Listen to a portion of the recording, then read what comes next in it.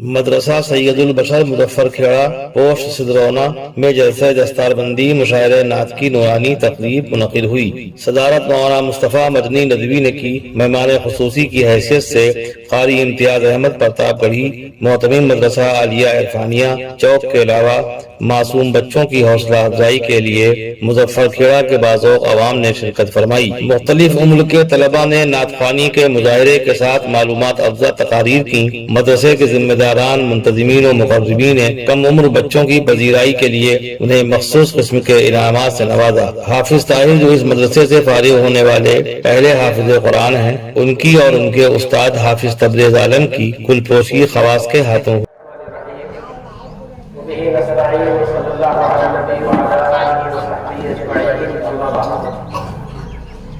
ہمارے بزرگوں، نوجوان ساتھیوں، علماء کرام اور یہ نہایت ہی عظیم الشان مجلس ہے اور آپ کا اس سے اتنا جذباتی تعلق ہے کہ اس کا اندازہ یہ ہوا کہ ہمارے بڑے بزرگ، ہمارے نوجوان بڑے جوش اور جذبے کے ساتھ ایک حافظ قرآن کی تقریب اور اس کے اعزاز کے لیے آگے بڑھ رہے ہیں۔ یہ گویا کہ آپ کے اندر کی چیز ہے، آپ سے جڑی ہوئی چیز ہے، آپ کے ایمان کا ایک جز ہے۔ اور قرآن مجید جیسا کہ ہمارے محترم قاری امتیاز صاحب نے بھی آپ کے سامنے بیان کیا، جو قرآن کی الحمدللہ عظیم شان خدمت کے وارث ایک لکھنؤ ہی نہیں بلکہ عالمی سطح پر اگر علم اور حفظ کا ادارہ نمایاں ادارہ ہے ہمارا مدرسہ عرفانیہ، آپ اس کے ذمہ دار ہیں۔ انہوں نے قرآن کے بارے میں بڑی خوبصورت بات کہی ہے۔ مجھے دراصل جس بات کو کہنا ہے وہ یہ کہ آج کی ان حالات میں ہم کس انداز میں قرآن کو اور قرآن کے حافظ کو اور اپنے سماج اور سوسائٹی کو دیکھیں اور سوچیں۔ آج کے حالات میں اس قرآن کو ہم نے محفوظ کر رکھا ہے، یہ حقیقت ہے۔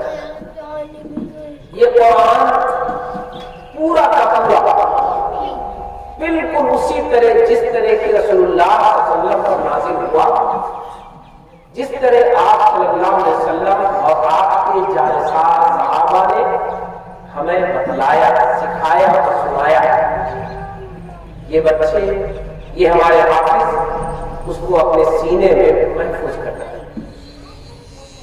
یہ اس کی حقیقت ہے۔ قرآن نہ پہلے دوسرا تھا نہ کل دوسرا ہوگا، جو پہلے تھا وہی آج ہے وہی کل ہوگا۔ ایک ایسی حقیقت ہے جسے ہمیشہ ہمیں اپنے ذہنوں میں رکھنا ہے اور دنیا کو بتلانا ہے۔ یہ ہماری ذمہ داری ہے۔ رسول اللہ صلی اللہ علیہ وسلم کے جانسار صحابہ نے پیارے نبی محمد عربی صلی اللہ علیہ وسلم سے قرآن کو سیکھا، یاد کیا اور دنیا میں پہنچا دیا۔ ہماری بھی یہی ذمہ داری ہے کہ اس قرآن کو دنیا میں پہنچا دے اور دنیا والوں کے سامنے پیش کر دے۔ یہ قرآن اسی لیے آیا ہے۔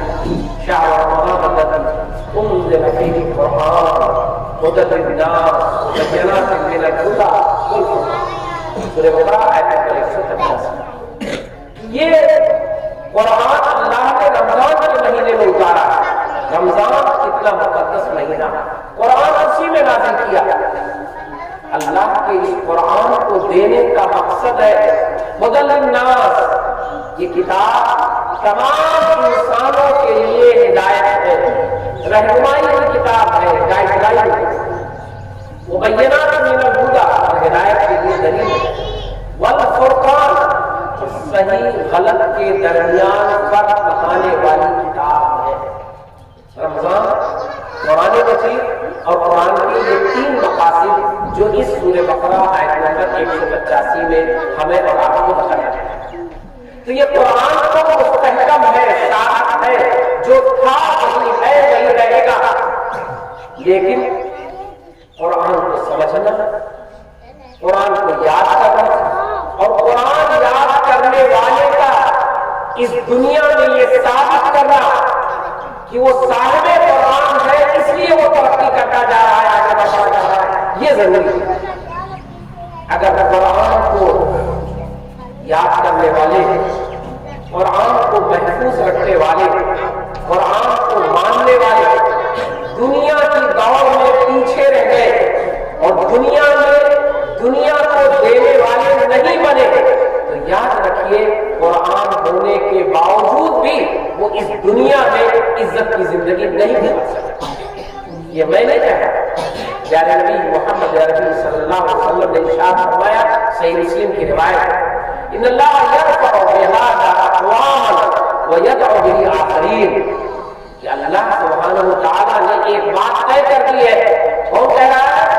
پیارے نبی محمد عربی صلی اللہ علیہ وسلم، جن سے سچا کوئی نہیں ہو سکتا ہے، وہ فرماتے ہیں کہ اللہ تعالیٰ نے یہ طے کر دیا ہے، اللہ یرفع بہذا اقواما، اس قرآن کے ذریعے اللہ کچھ لوگوں کو بلندی دے گا، وَيَدْعُ بِهِ آخَرِينَ، اور کچھ لوگوں کو قرآن ان کے پاس ہوگا لیکن وہ پستی میں چلے جائیں گے، وہ نیچے چلے جائیں گے۔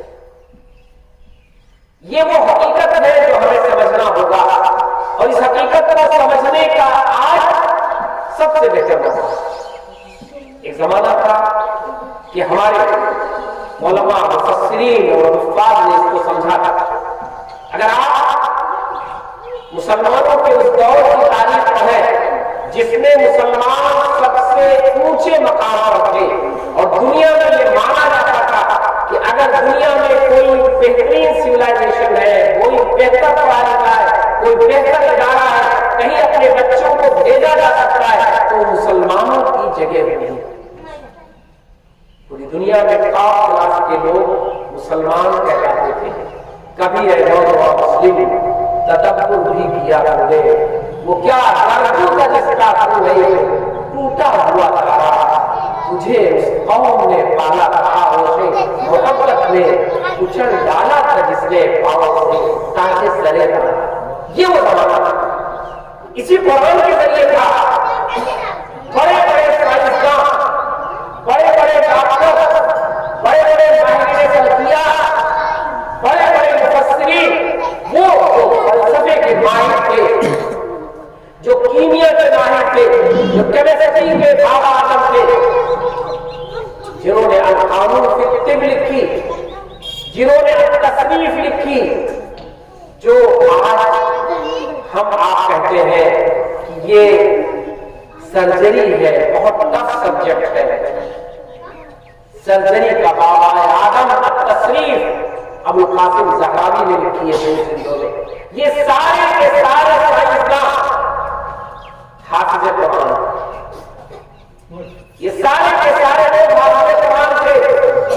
علامہ ابن رشد، جن کی کتاب مدرے سے لے کے آزاد سے لے کے مدینہ یونیورسٹی میں پڑھی اور پڑھائی جاتی ہے، علامہ ابن رشد حافظ تھے اور بہت بڑے اپنے زمانے کے سائنٹسٹ، فقیر۔ یہ کیوں؟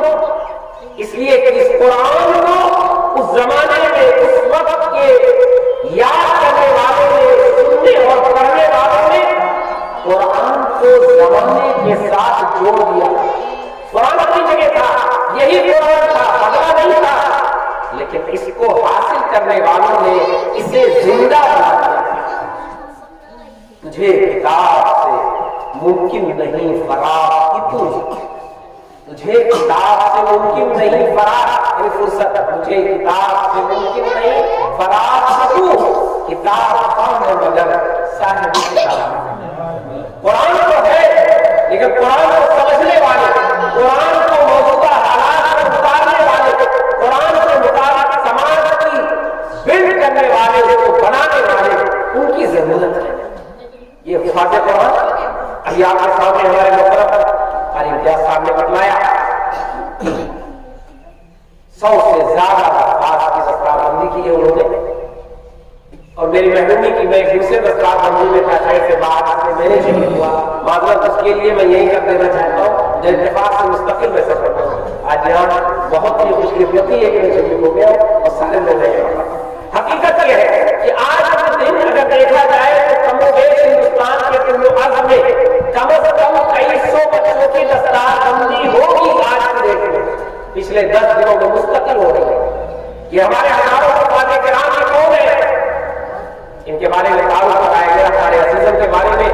یہ ایک ڈوڈا کالونی کے رہنے والے ہیں، یقیناً ڈوڈا کالونی کے رہنے والے ہیں، لیکن ایک بات یاد رکھیے، جس بچے نے قرآن کو پڑھنا شروع کیا اور پھر وہ اس منزل تک پہنچ گیا، اس مقام تک پہنچ گیا کہ آج آپ نے اعتراف کیا اور سب پہنچ کر آئے اس بچے سے ملنے کے لیے کہ وہ حافظ ہو گیا، گویا اس کا مقام مرتبہ تو آپ نے طے کر دیا کہ اس کا کتنا اعلیٰ مقام ہے۔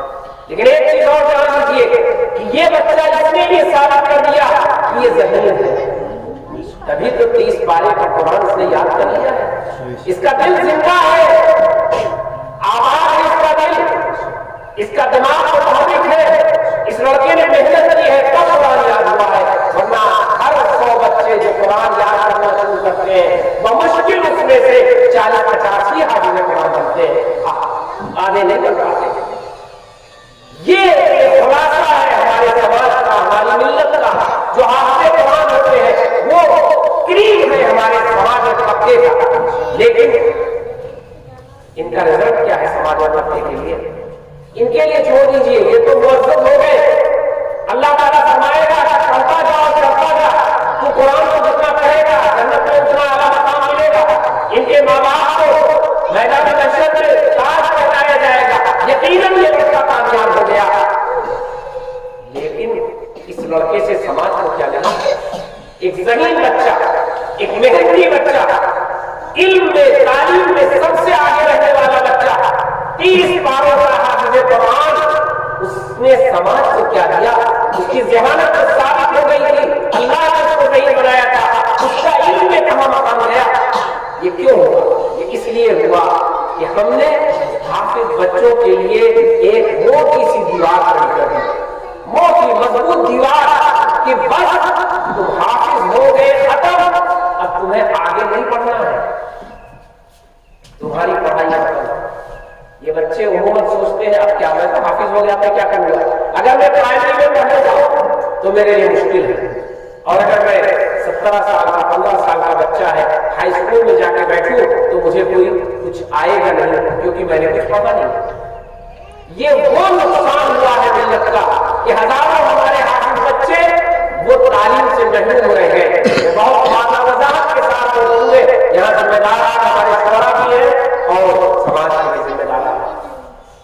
حافظ ہونے والے بچوں میں سے 60 بچے وہ ہوتے ہیں جو اپنے تعلیم کو چھوڑ دیتے ہیں، وہ آگے تعلیم نہیں حاصل کرتے۔ آپ جائزہ لے کر چاہے دیکھ لیجیے، جو 40% بچے ہوتے ہیں ان میں سے کچھ لوگ ماشاءاللہ حافظ تبریز صاحب جیسے استاد بن جاتے ہیں، کچھ بچے ہماری امامت کی ذمہ داری اٹھاتے ہیں، کچھ بچے 10% وہ مدرسوں میں جا کے عالم بن جاتے ہیں۔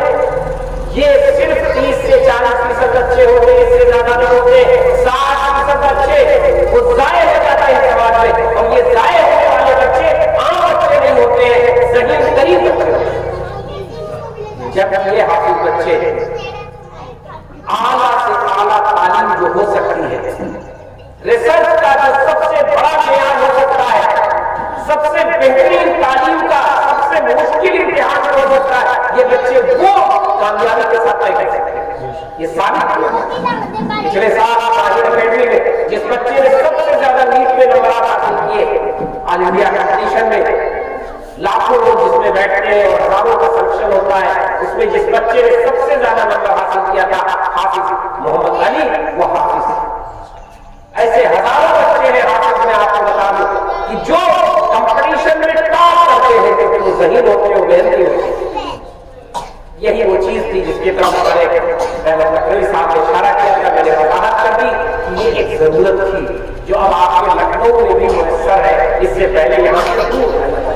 اب حافظ بچوں کے لیے یہ موقع ہے کہ وہ تعلیم کو حاصل کرے، وہ اچھے عالم بننا چاہے تو بھی تعلیم حاصل کر کے بڑھے، وہ آگے جانا چاہے میکینیکل انجینئرنگ میں تو بھی تعلیم حاصل کر کے کرے، وہ محقق بننا چاہے، مفسر بننا چاہے تو ان کے لیے تعلیم ضروری ہے، اور ان بچوں کے لیے تعلیم اسپیشل ہوگی، عام بچوں کی طرح نہیں ہوگی، کیونکہ یہ بچے عام بچوں کی طرح ٹھیک نہیں ہوتے۔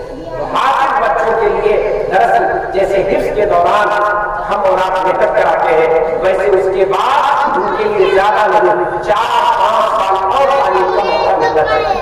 ایک بات اور میں کہتے اپنی بات مکمل کر دوں، وہ یہ کہ ہمارا جو ملی منظرنامہ ہے، ہماری جو صورتحال ہے، हिफ्ज़ कुरान इतनी आसान दौलत है अल्लाह की तरफ से, बहुत बड़ी दौलत है, लेकिन आसान अल्लाह ने बनाया है। कुरान भी अल्लाह ने आसान बनाया है। यस्सरना कुरान लिज़िक्र फहल मिन मुद्दकिर, हमने कुरान को आसान बनाया है, कोई नसीहत हासिल करने वाला। ऐसे ही बिल्कुल हाफ़िज़ कुरान होना अल्लाह ने आसान बना दिया। अल्लाह हमारे कबीर साहब के ज़हन में कैसे अल्लाह ने डाला, इस बरोस बेसरो सामानी में उन्होंने शुरू कर दिया, कहते हैं हाफिज कोई बनना चाहे तो हम उसको सहूलत दे रहे हैं। ये फैसला उन्होंने अल्लाह की तौफीक से जो किया, आज इसका फल आपके सामने है। ऐसे कितने लोग हैं जो अपने घरों में हिफ्ज़ कुरान चलाते हैं। हमारे मोहतरम इम्तियाज साहब के यहाँ जाइए, सैकड़ों बच्चे हिफ्ज़ कर रहे हैं। एक जगह पर एक छोटे से इदारे में सैकड़ों बच्चे हिफ्ज़ कर रहे हैं, कई असातिज़ा खिदमत अंजाम दे रहे हैं। आप चले जाइए पूरे हिंदुस्तान में, ये मिल्लत का बहुत कीमती सरमाया है। मिल्लत में बड़े आसानी के साथ बच्चे हासिल हो जाते हैं। अभी हमने कानपुर का सर्वे किया तो पता चला कि 100 से ज्यादा सेंटर कानपुर में है जहां बच्चे हिफ्ज़ करते हैं, और मुझे लगता है लखनऊ में भी इससे कम नहीं होंगे। देहातों में चले जाइए, देहातों में कोई हाफिज़ कुरान बैठे हुए हैं और बच्चों को हाफिज़ बना रहे हैं। तो हमारे लिए हजारों से हाफिज़ बन रहे हैं, इन्हें आगे बढ़ाने की जरूरत है। वही काम साहिब ने शुरू किया है। मैं इस बच्चे के लिए और इन जैसे बच्चों के लिए पूरे तौर पर तैयार हूँ, और ये मैं अपने लिए सादा समझता हूँ कि इनकी मजीद खिदमत की जाए। इन्हें एक मकाम मिल गया, अब इनकी सलाहियत से मिल्लत को फायदा पहुंचाया जाए, दुनिया में साबित किया जाए कि जो साहिब कुरान है वो मिल्लत के लिए सबसे कीमती सरमाया है और सबसे नुमाया सरमाया है। अल्हम्दुलिल्लाह आज इस इदारे में आकर इसके बारे में सुनना होता था आपकी वसी साहब के जरिए। मुजफ्फर खेड़ा उसकी बहरहाल एक बड़ी अच्छी तस्वीर जहनों में थी, लेकिन आज आकर यहाँ देखने को मिला, ये हमारे लिए सादत की बात है। अल्लाह इस कारवां को आगे ले जाए, और जो कुछ हम लोगों के जिम्मे किया जाए हम लोग भी उसको पूरी जिम्मेदारी के साथ इंशाअल्लाह निभाएंगे। बहुत अच्छा मौका है, उनके वालिदैन को मुबारकबाद, उनके रिश्तेदारों को और आप सबको। आपके इलाके में एक शख्स अगर हाफिज हुआ है तो ये बड़ी खुशकिस्मती की बात है, बड़ी अच्छी बात है। इसको हमेशा आप समझिए, ये अल्लाह का इनाम है कि आपके दरमियान रहकर एक बच्चे ने कुरान याद कर दिया। ये आपके लिए सदक़े जारिया है, आपके लिए सदक़े जारिया है। अल्हम्दुलिल्लाह ये काम अल्लाह ने आसानी से कर दिया। ये आसान, ये अल्लाह की तौफीक है। वमा तौफीक़ी इल्ला बिल्लाह, अलैहि तवक्कलतु व इलैहि उनीब। व सल्लल्लाहु अला नबी व अला आलिहि व सहबिहि व मन तबिअहुम बिइहसान इला यौमिद्दीन। लर्न ऑनलाइन की जानिब से आपसे बस इतनी इल्तिजा है कि हमारे इस प्रोग्राम को लाइक, शेयर और सब्सक्राइब ज़रूर करें। साथ ही बेल आइकन दबाना ना भूलें, जिससे हमारी हर वीडियो आप तक अपलोड होने के साथ ही पहुंच सके। शुक्रिया।